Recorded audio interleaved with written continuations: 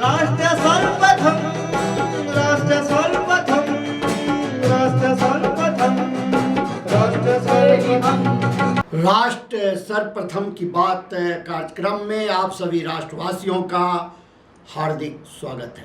दिल्ली के महापौर सरदार राजा इकबाल सिंह ने आज दिल्ली नगर निगम के 500 प्रतिभाशाली छात्रों को एक क्लिक के माध्यम से छात्रवृत्ति सीधे उनके खातों में भेजी। छात्रवृत्ति सनग्रो कंपनी द्वारा प्रदान की गई। इस अवसर पर दिल्ली नगर निगम की स्थायी समिति की अध्यक्ष सत्य शर्मा, निगम की शिक्षा समिति के अध्यक्ष योगेश वर्मा, अतिरिक्त आयुक्त संजीव मित्तल, निदेशक शिक्षा निखिल तिवारी, SARD NGO से सुधीर भटनागर, सनग्रो कंपनी से वरुण, निगम के शिक्षा विभाग के वरिष्ठ अधिकारीगण, शिक्षकगण एवं छात्र उपस्थित रहे। दिल्ली के महापौर सरदार राजा इकबाल सिंह ने इस अवसर पर कहा कि दिल्ली नगर निगम के विद्यालयों में देश का भविष्य तैयार हो रहा है। उन्होंने कहा कि पिछले एक वर्ष में निगम के शिक्षा विभाग में कई नई योजनाओं को आरंभ किया एवं छात्रों के सर्वांगीण विकास हेतु प्रयास किए जा रहे हैं। महापौर सरदार राजा इकबाल सिंह ने निगम शिक्षकों से अनुरोध किया कि वो भी छात्रों को पूरी तन्मयता एवं समर्पण के साथ पढ़ाएं।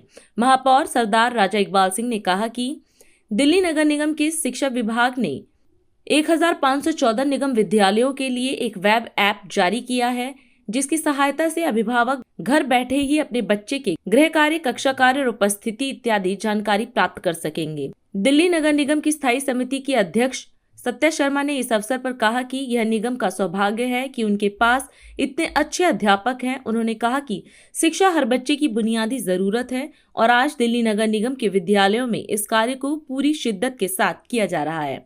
दिल्ली नगर निगम की शिक्षा समिति के अध्यक्ष योगेश वर्मा ने कहा कि देश के प्रधानमंत्री मोदी का विजन है कि हम बच्चों को नई एवं अच्छी तकनीक से पढ़ाएं।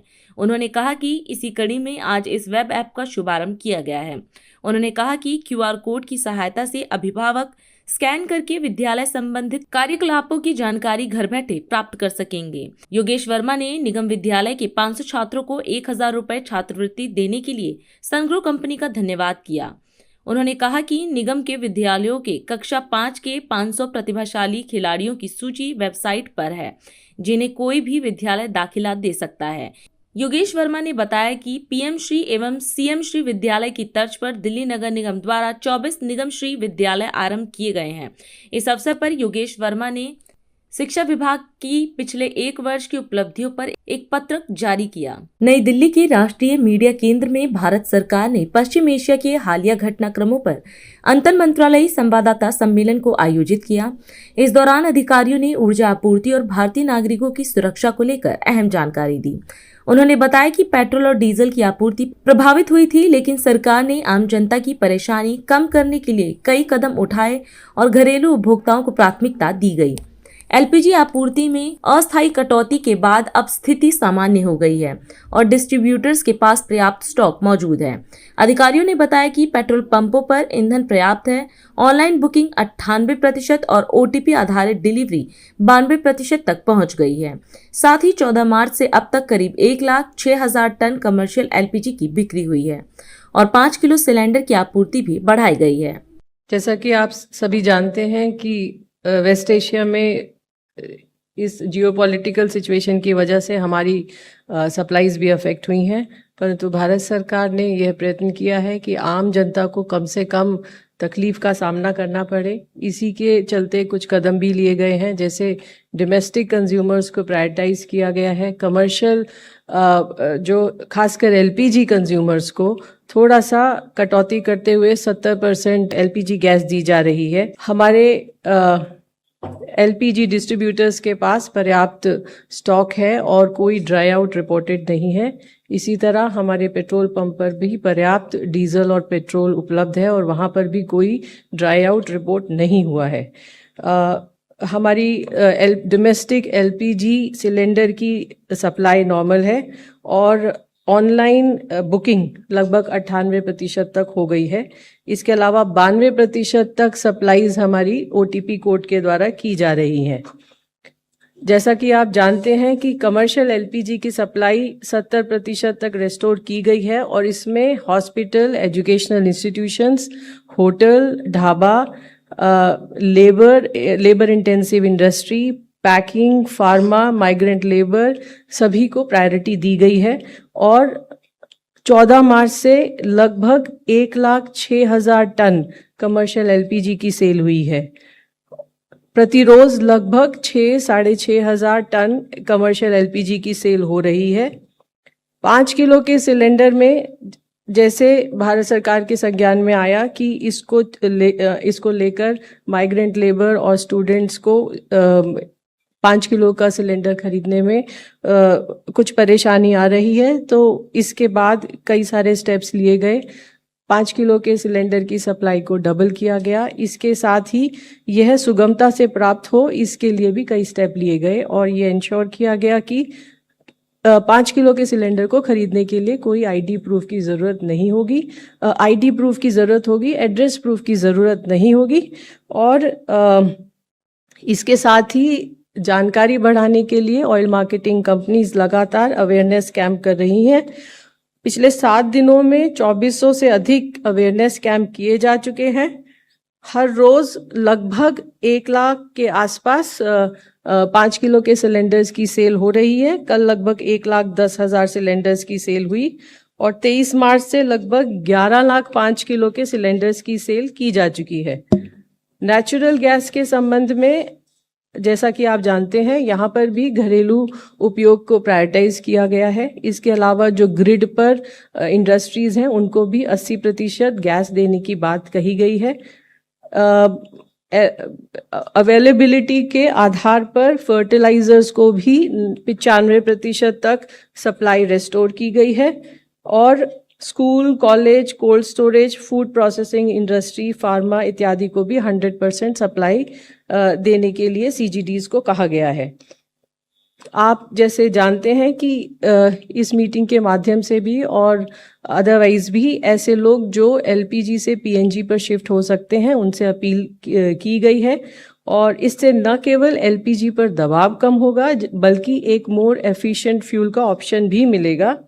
मैं ये आपको बताना चाहूँगी कि पिछले लगभग 5 हफ्ते में लगभग 4,05,000 नए एलपीजी कनेक्शन गैसीफाई हुए हैं। इसके अलावा 4,41,000 नए कंज्यूमर भी रजिस्टर हुए हैं और राज्य सरकारों से, केंद्र शासित प्रदेशों की सरकारों से भी लगातार सहयोग मिल रहा है और आशा है कि पीएनजी नेटवर्क का एक्सपेंशन और तेजी से होगा। घरेलू बाजार में सप्लाई को सुव्यवस्थित करने के लिए भी कई स्तर पर कदम लिए गए हैं। राज्य सरकारों से लगातार बातचीत हो रही है। सभी राज्यों में कंट्रोल रूम स्थापित हैं। जिला लेवल पर भी मॉनिटरिंग कमेटीज का गठन किया गया है। इसके अलावा राज्य सरकारों के साथ पीएसयू ऑफिसर्स भी लगातार निगरानी रख रहे हैं और मैं आपको बताना चाहूँगी कि कल भी लगभग 3,800 रेड्स हुई और लगभग 450 सिलेंडर्स सीज हुए हैं। अभी तक 950 एफआईआर रजिस्टर हो चुकी हैं और 229 लोगों को अरेस्ट भी किया गया है। हमारी ऑयल मार्केटिंग कंपनीज भी लगातार इंस्पेक्शन कर रही हैं। लगभग 2100 शो कॉज नोटिस दिए गए हैं डिस्ट्रीब्यूटर्स को और लगभग 53 एलपीजी डिस्ट्रीब्यूटर्स को सस्पेंड भी किया गया है। कोलकाता में भाजपा के बंगाल संकल्प पत्र के शुभारंभ कार्यक्रम में गृह मंत्री अमित शाह शामिल हुए। अपने संबोधन में उन्होंने कहा कि 2026 के विधानसभा चुनाव के लिए जारी यह संकल्प पत्र बंगाल की गहरी निराशा से बाहर निकलने का रास्ता है। शाह ने कहा कि यह संकल्प पत्र किसानों, महिलाओं और बेरोजगार युवाओं को नया मार्ग दिखाएगा। साथ ही इसमें प्रधानमंत्री मोदी के विकसित भारत के संकल्प का रोड मैप भी शामिल है। विपक्ष पर निशाना साधते हुए उन्होंने कहा कि पिछले 10 वर्षों में बीजेपी ने बंगाल में एक मजबूत और रचनात्मक विपक्ष के रूप में पहचान बनाई है। साथ ही उन्होंने यह भी कहा कि बीजेपी ने विधानसभा में मुख्य विपक्ष की भूमिका निभाते हुए जनहित को प्राथमिकता दी है। मित्रों, आज भारतीय जनता पार्टी 2026 बंगाल विधानसभा के चुनाव के लिए अपना संकल्प पत्र अभी आप सबके सामने जारी किया है। संकल्प पत्र बंगाल के हर तबके में व्याप्त गहरी निराशा से बाहर निकलने का एक मार्ग है। इस संकल्प पत्र के अंदर कृषि बर्बाद होने से कई प्रकार की आशंकाओं से घिरे किसान को एक नया मार्ग दिखाएगा, बेरोजगार युवा और भय से त्रस्त महिलाओं को भी एक नया मार्ग दिखाएगा, बंगाल की संस्कृति के हाथ से चिंतित, बंगाल संस्कृति के गौरव की अनुभूति करने वाले हर नागरिक को एक नई आशा और नया भरोसा देगा और नरेंद्र मोदी जी के विकसित भारत की जो कल्पना है उसमें विकसित भारत का रोड मैप भी ये संकल्प पत्र बंगाल की जनता के सामने रखेगा। ये 15 साल एक प्रकार से बंगाल के लिए, बंगाल की जनता के लिए काल रात्रि के दुस्वप्न समान रहे हैं और विगत 10 सालों में भारतीय जनता पार्टी ने यहां पर एक रचनात्मक विपक्ष के रूप में मान्यता हासिल की है। आज बंगाल की विधानसभा में हम मुख्य विपक्षी दल के रूप में काम कर रहे हैं और यही 10 साल में पूरे देश भर में नरेंद्र मोदी जी के नेतृत्व में लोकाभिमुख शासन कैसे हो सकता है इसका एक उत्कृष्ट उदाहरण स्थापित करने का काम किया है। न केवल देश के सामने की सारी समस्याओं का निराकरण करने का प्रयास, निराकरण करने में सफलता प्राप्त करना, परंतु कई सालों से दुनिया में विकास की रेस में पिछड़े हुए देश को सारा घाटा भरपाई कर कर फ्रंट रनर के रूप में प्रस्थापित करने का काम नरेंद्र मोदी जी ने किया है। कश्मीर से कन्याकुमारी और द्वारिका से कामाख्या तक फैले पूरे देश में हर तबके, हर वर्ग, हर जाति, हर धर्म, सभी की आकांक्षाओं को संजोकर एक मजबूत, सुरक्षित, शिक्षित और विकसित भारत का स्वप्न नरेंद्र मोदी जी ने देश की जनता के सामने रखा है और वो स्वप्न की साकार करने के लिए 12 साल में अहर्निश प्रयास भी किया है और भरोसे की शपथ, ये संकल्प पत्र परिचायक है। 15 अप्रैल से 9 मई बंगाल के नए साल से लेकर गुरुदेव की जन्म जयंती तक ये जो चुनावी अभियान चलने वाला है वो चुनावी अभियान किस मुद्दों पर चलेगा और भारतीय जनता पार्टी कैसे बंगाल को विकसित बंगाल बनाएगी, इसका रोड मैप हमारा ये संकल्प पत्र है, भरोसे का शपथ है। ये 24 दिनों का अंतराल एक प्रकार से बंगाल की जनता के सपनों को संजोने का एक अनुष्ठान है, खोई हुई बंगाल की अस्मिता को फिर से प्राप्त करने का अनुष्ठान है और सरहदों को सील कर कर न केवल बंगाल, पूरे देश की सुरक्षा की ढाल पश्चिम बंगाल बने, इसका अनुष्ठान है। लखनऊ में कार्डियोलॉजी सोसाइटी ऑफ इंडिया द्वारा आयोजित NIC 2026 के उद्घाटन समारोह में उत्तर प्रदेश के मुख्यमंत्री योगी आदित्यनाथ शामिल हुए। इस दौरान उन्होंने अटल बिहारी वाजपेयी मेडिकल यूनिवर्सिटी को यूपी की मेडिकल शिक्षा की पहली यूनिवर्सिटी बताते हुए कहा कि राज्य के सभी मेडिकल कॉलेज इससे संबंधित हैं। सीएम ने NIC 2026 के आयोजन पर बधाई देते हुए कहा कि यूपी का चयन बदलते भारत की नई प्रतिस्पर्धा पहचान को दर्शाता है। उन्होंने कहा कि जो उत्तर प्रदेश कभी बीमारू राज्य कहा जाता था, आज वही देश की अर्थव्यवस्था का ग्रोथ इंजन बन चुका है। अटल बिहारी वाजपेयी मेडिकल यूनिवर्सिटी ये उत्तर प्रदेश की मेडिकल एजुकेशन की पहली यूनिवर्सिटी है, जिसमें हमने उत्तर प्रदेश के अपने सभी मेडिकल कॉलेजेस को इसके साथ एफिलिएटेड किया है और इस कन्वेंशन हॉल में ये अपने आप में पहली इतनी बड़ी सेमिनार कार्डियोलॉजी की हो रही है। मैं इसके लिए आप सभी को हृदय से बधाई देता हूं और आपका अभिनंदन करता हूं। आप सभी ने एक लंबी यात्रा तय करने के बाद उत्तर प्रदेश को इस कॉन्फ्रेंस के लिए चयन किया और उसमें भी उत्तर प्रदेश की राजधानी लखनऊ में यह आयोजन हो रहा है। ये उत्तर प्रदेश में और बदलते हुए भारत का वह स्वरूप है जिसमें भारत एक नई प्रतिस्पर्धा के साथ आज दुनिया के अंदर खड़ा है और उत्तर प्रदेश जो आज से 9 वर्ष पहले तक स्वयं भी बीमारू राज्य था, आज वह भारत की अर्थव्यवस्था के एक ग्रोथ इंजन के रूप में अपनी भूमिका का निर्वहन कर रहा है। और उस भूमिका के साथ यह कॉन्फ्रेंस आपकी हम सब के लिए अत्यंत महत्वपूर्ण कॉन्फ्रेंस है।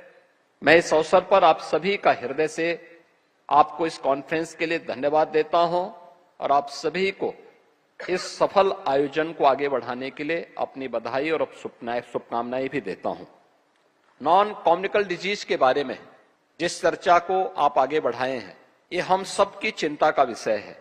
भारत जैसे देश में जहां पर प्राचीन काल से ही इन चीजों पर ध्यान देने की एक पहले से ही ये हमारी दिनचर्या का हिस्सा रहा है कि समय पे जगना, समय पे सोना, समय पे अपना आहार लेना, वह भी संतुलित मात्रा में लेना, आहार भी हो लेकिन पौष्टिक भी हो, उसकी मात्रा कैसे होनी है, इस सब बातों को प्राचीन काल में ही से हम लोग याद करते रहे हैं, उसको अपने जीवन का हिस्सा बनाते रहे हैं। लेकिन दिनचर्या बदली, लाइफस्टाइल बदली, परिणाम भी हम सबके सामने हैं।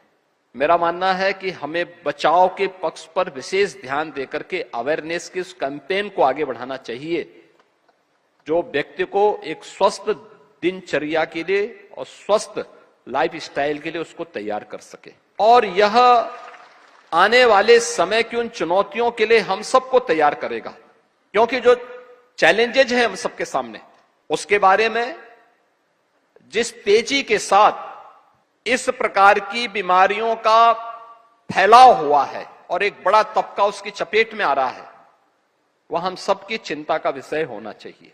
अगर आप भी लोगों को बोलें कि भाई समय पे जगने की आदत डालो, देर रात्रि तक स्मार्टफोन का उपयोग करना बंद करो, अगर आप भी उन लोगों को बोलेंगे, आपके स्तर पर भी इस प्रकार के हैंडबिल प्रकाशित हों, समय समय पर इंटरव्यू हो और इन बातों को लेकर के आप ज्यादा प्रचार प्रसार कर सकेंगे तो ज्यादा प्रभावी होगा।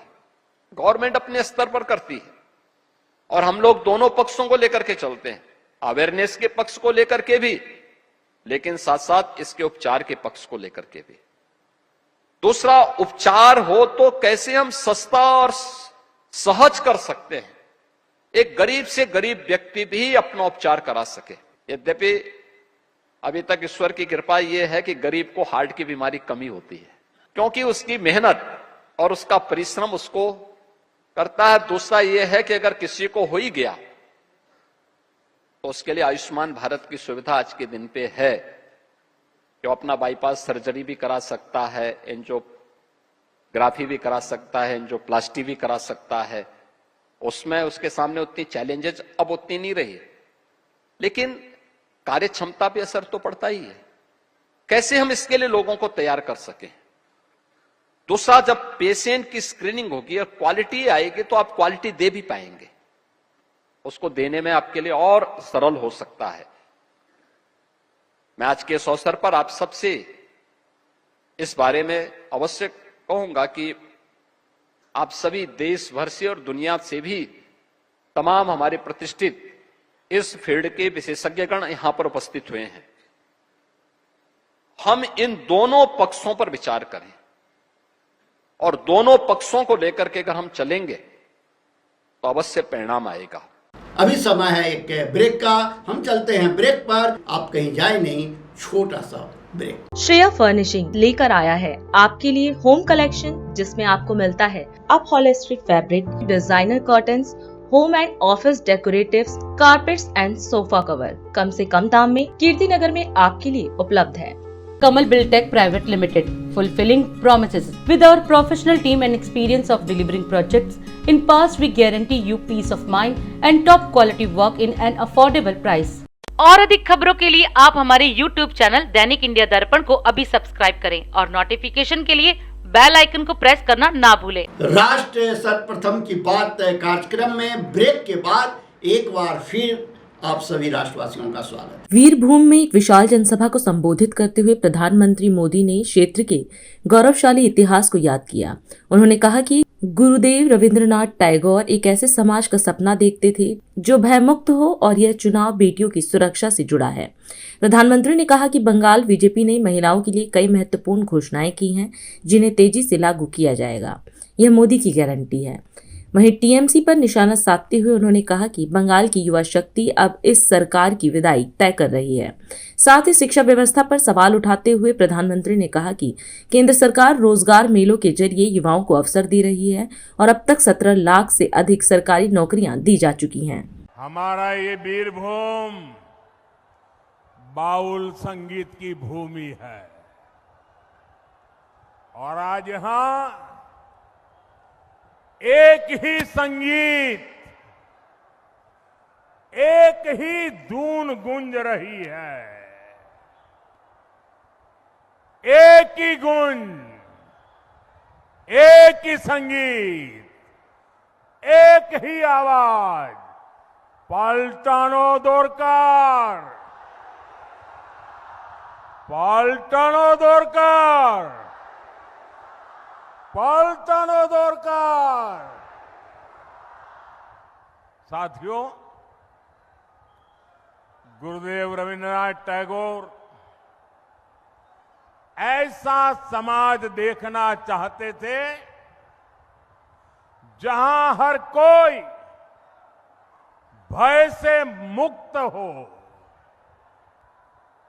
मैं सभी माताओं बहनों से कहूंगा, ये चुनाव हमारी बेटियों की सुरक्षा के लिए है। बाकी बहनों के लिए हर महीने मदद देने की बात हो, अन्य सुविधा हो, ये बीजेपी की हर राज्य सरकार देती है, बिना कट कमीशन देती है, जिसका हक है उसके खाते में पहुंचाती है।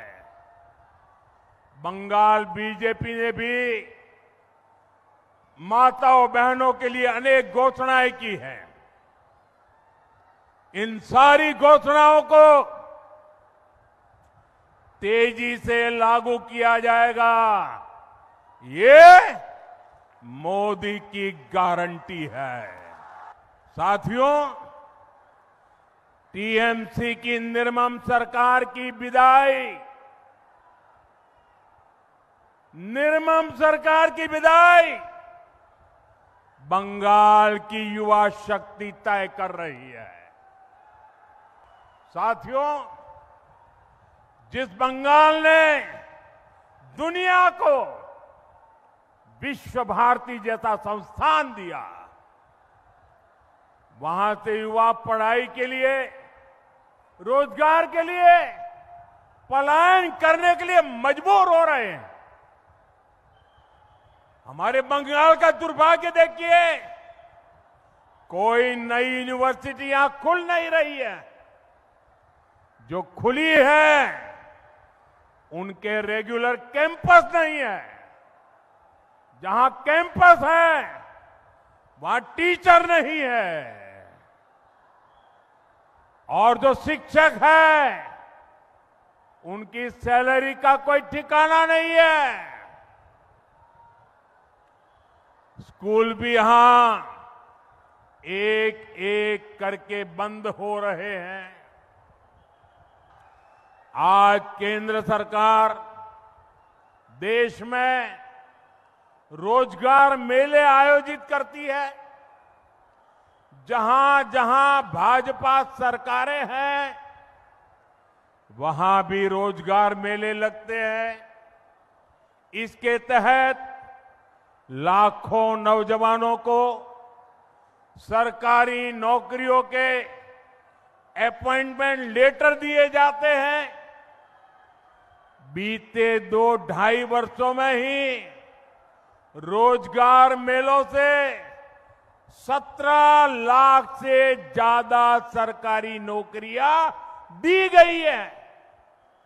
लेकिन पश्चिम बंगाल में रोजगार मेला नहीं, नौकरियों की लूट का खेला चल रहा है, खेला। साथियों, मैं बंगाल के सभी साथियों से कहूंगा, इस बार कमल छाप पर भरोसा करना है। 23 अप्रैल को और 29 अप्रैल को इन सभी साथियों को विजयी बनाना है। सबका साथ, सबका विकास, और जिन्होंने बंगाल को लूटा है, सबका हिसाब। जयपुर में ग्लोबल राजस्थान एग्रीगेट मीट 2026 के कर्टन रेजर और ओरिएंटेशन वर्कशॉप का आयोजन किया गया, जिसमें राजस्थान के मुख्यमंत्री भजनलाल शर्मा शामिल हुए। इस दौरान मुख्यमंत्री ने कार्यक्रम के लोगो और ब्रोशर का भी विमोचन किया। अपने संबोधन में उन्होंने कहा कि इस आयोजन से किसानों को सीधा लाभ मिलेगा और इसकी सफलता के लिए किसानों की भागीदारी बेहद जरूरी है। उन्होंने बताया कि 23, 24 और 25 तारीख को होने वाले मुख्य कार्यक्रम में भारत सरकार के प्रतिनिधि हिस्सा लेंगे। मुख्यमंत्री ने कहा कि सरकार किसानों की आय दुगनी करने और खेती में आधुनिक तकनीक को बढ़ावा देने के लिए प्रतिबद्ध है। उन्होंने कहा कि ग्राम 2026 किसानों को वैश्विक पहचान और नई तकनीकों से जुड़ने का बड़ा मंच बनेगा। हमारा विश्वास सरकार और किसान के बीच कैसे स्थापित हो सकता है। आज हम देखते हैं किसान को सहायता भी करते हैं, लेकिन उस सहायता एक बार लेकर के वो पीछे हट जाता है, क्योंकि उसको जिस तरह से सुविधा लेनी चाहिए, सहकारिता विभाग हो या कृषि उद्यान विभाग हो, उसका उपयोग लेते हुए आगे उसको उसमें चलना चाहिए। इन सारे विषयों को लेकर के चर्चा होगी। हम आधुनिक क्षेत्र में कैसी खेती कर सकते हैं, हम उस खेती के बारे में हमें क्या चाहिए, हमारे कृषि वैज्ञानिक उसमें क्या मदद कर सकते हैं। आज हम देख रहे हैं किसान परेशान होता है, डीएपी और यूरिया इतना डाल देता है कि एक बार फसल हो जाती है, अगले बार नहीं होती है। हम चाहते हैं कि हमारा किसान वैज्ञानिक तरीके से खेती करे। जब वो मृदा चेक कराता है, मिट्टी को चेक कराता है, तो उसमें कितना खाद, कितना डीएपी डालना चाहिए, ये भी उसको सोचना होगा। मित्रों, मैं हमेशा कहता हूं, हमारे पूर्वजों ने जिस जमीन को हमारे लिए छोड़ा, हमारे लिए उनको छोड़ने कितने कितने उन्होंने दुख पाए, लेकिन हमारी मिट्टी को खराब नहीं होने दिया, हमारी धरती को खराब नहीं होने दिया। लेकिन आप देख रहे हैं कि आए दिन हमारा पानी अंदर नहीं जा रहा है, जितनी बारिश होती है वो बह के निकल जाता है। उसका उपयोग हम कैसे करें? हम उसके माध्यम से रिचार्ज ट्यूबवेल लगा करके या कोई एक खड्डा खोद करके उसको रिचार्ज का पॉइंट बनाकर उस जमीन के अंदर पानी को कैसे लें। ये कुछ काम ऐसे हैं जिनको प्रकृति पर आधारित हैं, लेकिन उसका उपयोग हम ठीक प्रकार से ले सकते हैं। हरी खाद का उपयोग हम कैसे करें, ऑर्गेनाइज खेती की तरफ हम कैसे जाएं, जिससे कोई बीमारी भी नहीं हो, स्वस्थ भी रहें, मस्त भी रहें और हमारी आमदनी भी बढ़े। इन सारे विषयों पर चर्चा होने वाली है।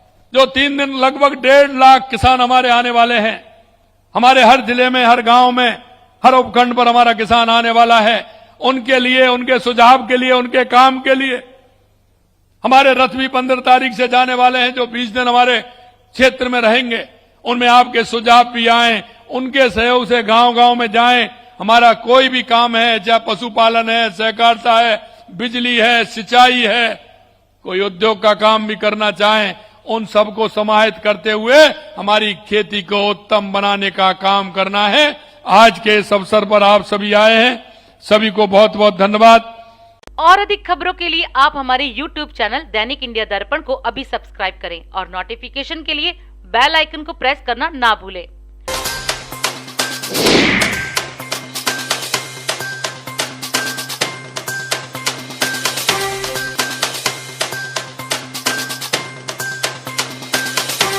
आज हम इस कार्यक्रम में आपसे विदा लेते हैं। आप अन्य खबरों के लिए बने रहे। राष्ट्र सर्वप्रथम, वंदे मातरम, जाग उठा है भारत।